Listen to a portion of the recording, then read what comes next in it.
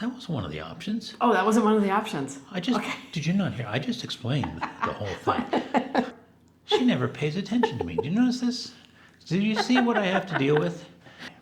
We're going to have to cut all this out. No, we're going to keep this in, baby. Roll it. Keep rolling. Hey guys, welcome back. Every month when we're in a spot, we like to sit down and go through a checklist and decide if that spot is someplace we'd like to live, or someplace we want a vacation in, or someplace we would just prefer we weren't there at all. So this week we're going to do that with Chapala. So stay tuned for that. It's a chilly morning. Hi, we're Jeff and Soni. We retired early, sold everything we owned that didn't fit into 2 carry-ons and 2 backpacks, and now we slow travel the world. Join us on this groovy adventure as we explore retirement life on the road.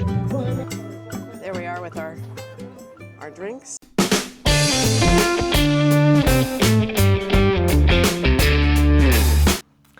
So for those of you that are new, we have a checklist of items here, and I've had it on my phone so that I can refer to it because I don't have it memorized.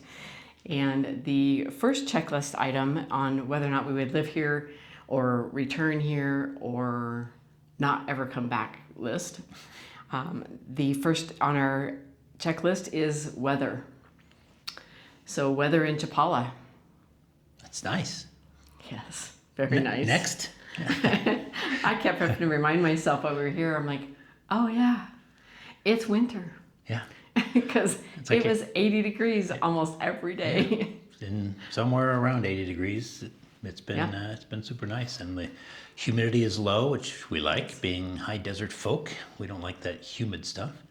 So I can't complain. You get the occasional, like very occasional, like rarely occasional, but we've had a few evening thunderstorms. Like last night, we had quite a gully washer, but most of the time it's just beautiful here.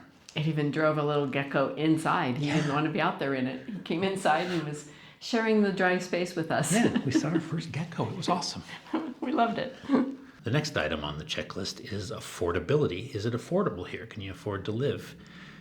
Or could you just afford to maybe vacation here short term? Accommodations, which is the biggest expense usually.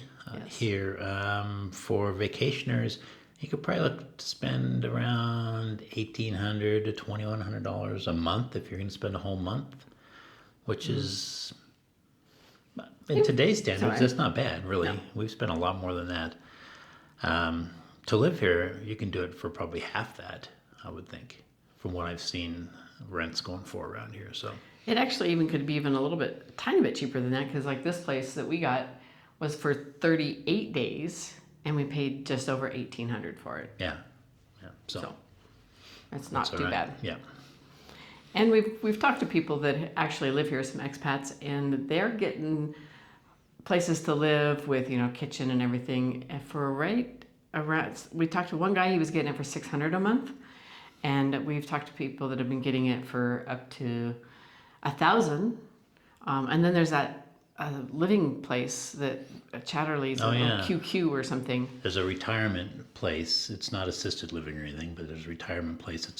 It's next to a restaurant, really nice restaurant, and it's $2,000 a month, and you get 2 meals a day at the restaurant, and cleaning, internet, utilities, the whole 9 yards. Yeah, so that seems like a good deal to me. Yeah.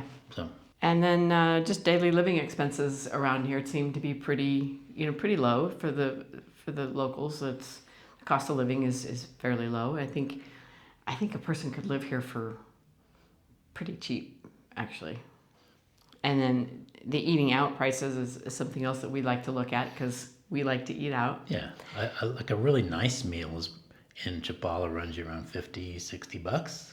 Total for two, that's not bad. And that usually includes, either an agua fresca or a beer or different, a beverage with it, and sometimes a dessert and everything. So not too bad. Yeah, and we've eaten out as cheap as like $12-$13. Yeah, for a whole meal for the two of us. So yeah.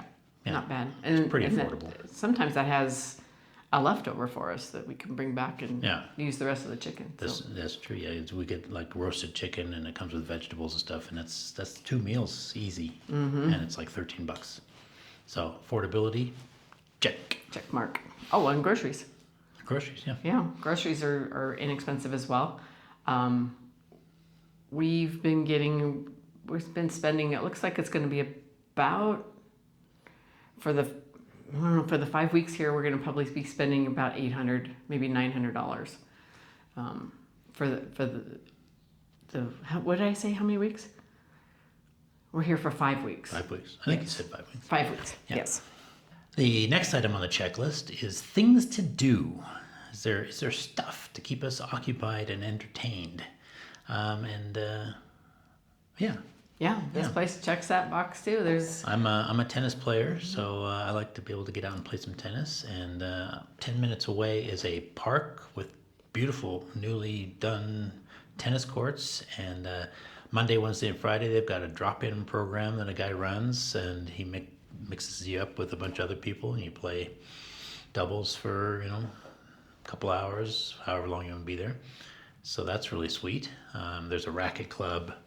If you want to take a little bit of a drive, it's about a 15-20 minute drive, and they've got clay tennis courts, and we played there once, and that was a lot of fun.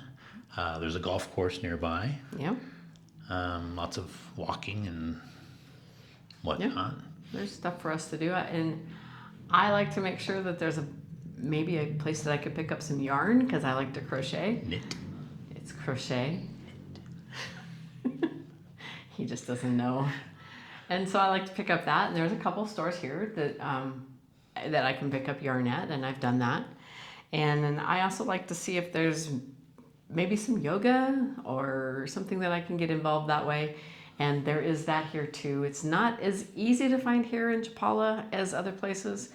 I typically just do my yoga at home, but that's about it. Yeah. The other thing I like to do is take pictures. I like doing street photography, and if you're into bird photography, there's all kinds of birding out here, and so there's lots of opportunities for that. These old Mexican streets have a lot of character, so it's pretty easy to get some good pictures here. Yeah. And the other thing that you and I really like to do is we're foodies. Yeah. And so we like to see if there's good restaurants in the area, and this place checks that off as well. Yeah. Yeah. There's a good variety here. I mean, there's a lot of Mexican food, strangely enough, but you can find a lot of other things too, and especially if you're willing to go out at night. Yeah. Which we're not always. We're kind of in early, but when we do go out, there's a whole new world of things that open up here. It kind of reminds me of Spain. There's these daytime businesses, and then it's quiet in the afternoon, and then at night it just blossoms with all sorts of new businesses that you didn't know were even alive. So yeah, there's plenty of that going on. So that leads right into our next category of safety. Can we walk around at night? Yeah. Feel safe doing it? Yeah. Yeah, I got no problem with that. And the other that we'd like to make sure in an area is that the political stability of the place. I feel like I don't know. I don't feel unsafe here at all. No. With any of that. Even with the great cartel uprising of 2026, it was all fine. Yeah, we didn't feel unsafe at any point. And Yeah. we even did a video on that, so you can check that out. Yeah. But there's I guess you get the vibe from the locals with things like that, and they didn't seem to think it was a big deal, and we were pretty much at ease, and they were all pretty helpful. All right, the next category is proximity to the airport. This checks off that box because it is a 20 to 30 minute, is barring traffic. Yeah, we took a ride with some friends to Guadalajara last night, and I don't know what was going on, but the highway was like backed up, and people were. It's like a 2 or 3. It's a 2-lane. It's a 2-lane highway, Well, but there was 2 on one side and 2 on the other. Yeah, so 4 lanes, but in each on each side there were people inventing lanes, so there was like 3 or 4 lanes going on, and 2 of them weren't actual lanes, and It was insane. It was it's a little crazy. We weren't driving, which, Thankfully. yeah, I think. Yeah. There's that feeling of not being in control when somebody else is driving. I'm in the back seat trying to put on the brakes because I'm like, there's a car in front of you, and she was doing fine. But She did fine. yeah. Yeah, so on a good day, it'll take you, 20 minutes to get to the airport? Yeah. A few weeks ago, I heard there were people trying to get to the airport, and like it should be like a 20-minute drive, I think, and it was taking them 2 hours. So, it depends on what time of day and everything, but all things being normal, Yeah. I think it's a 20-minute drive to the airport. So the next checkbox item is healthcare. Is there healthcare nearby? Is it good? From all accounts, yes and yes. We're about a 10-minute walk, I think, from the Red Cross Hospital. Yeah. And then there are numerous other. There's more hospitals here in Chapala, and then in Ajijic, just up the road. Yeah. There's a bunch of hospitals that really cater to expats. They have English-speaking doctors. They even take American health insurance. They bill it through their U.S. hospital that they're affiliated with, so they get U.S. prices on that insurance. Yeah. So they really like to do they're that. probably digging that, yeah. But that makes it super easy for people who are expats down here just living, that they can still use their insurance. So I think that's a good deal. And I like to make sure that there's maybe some natural-minded doctors as well, and there seems to be those as well. There's they're not the 100% Western medicine. I like to see somebody be a little bit more natural-minded, just how I am, and I can find that here too. The next item on the checklist is community. How easy is it to kind of fit in and integrate and meet people? And I would say on our first trip here, we actually met people like within 2 hours. They even took us for a drive in their car and showed us the area. And we hooked up with them again on our return this time. We've met them for coffee. We went out to dinner with them last night. And there's a lot of other people that we've met here while we've been here. It's super easy. I think it's the Canadian connection. The Canadians are all so friendly. Most of them are Canadian. Yeah, That's true. so it's easy to kind of talk to them and meet them, and I guess that this area has the highest density of Canadians, and like outside of Canada or some silliness like that, which I believe it, because you can't throw a taco without hitting a Canadian around here. Which is good, because they're all, like I said, they're all super nice people so far.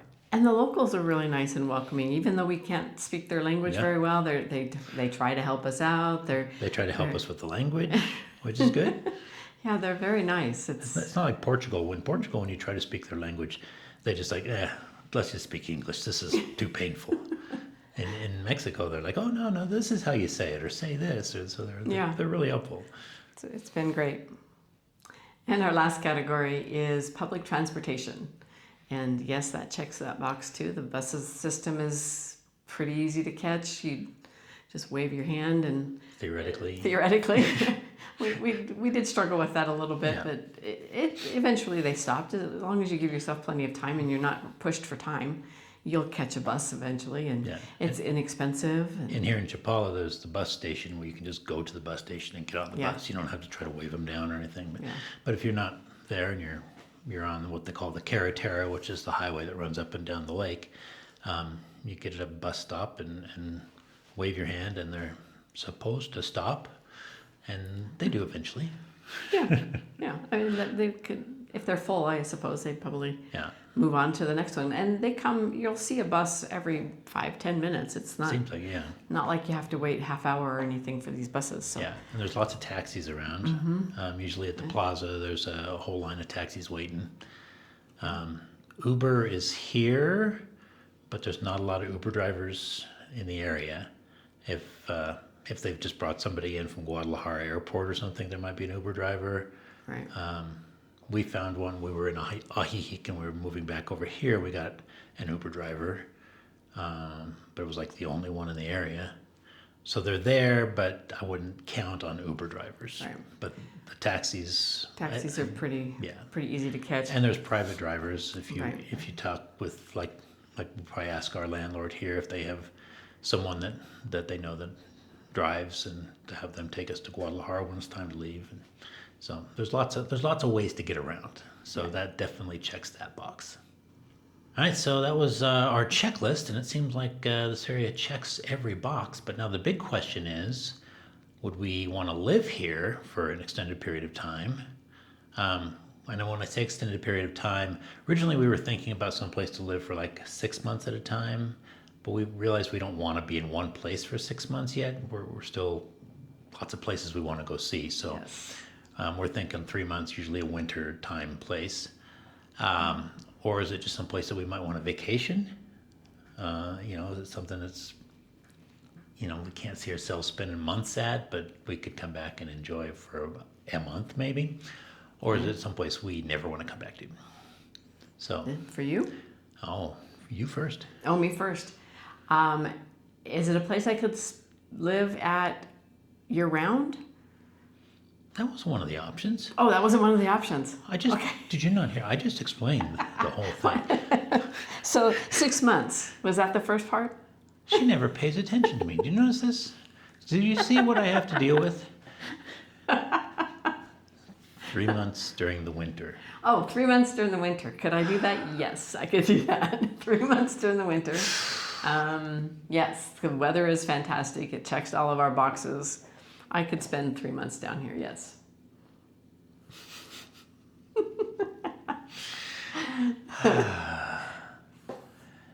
And me? And you? Yeah, what she said. I thought I was going to do the vacation part. Would I vacation here? Probably not. Oh, I didn't know we were doing that. Oh. I figured it was which one would you pick? We're going to have to cut all this out. No, we're going to keep this in, baby. Roll it. Keep rolling. I could live here. Vacation? No. No, I think I could vacation somewhere else, but not here. I wouldn't vacation here. No. But I would come back. So it's Yes. on the last point, would I come back? It's like, yeah, I would come back. Me But too. it would. I could spend like 3 months here in the wintertime. It's got it's got tennis. It's got stuff to keep me busy. The weather's Fantastic. amazing in the wintertime. So yeah, could definitely do that. Yep, I think we're on the same page with that. So- Finally, so- we got to that point. All right. Well, that wraps up this edition of Could We Live Here for 3 months. Well, you mentioned the 6 month thing. You threw me off. Yeah. Pay attention. All right. Anyway. So until next time, like and subscribe and hit the bell notification button, and tune in next week for whatever the hell happens next. For us to sit and Yeah. All right. Yeah. get confused. Huevos rancheros. See you guys.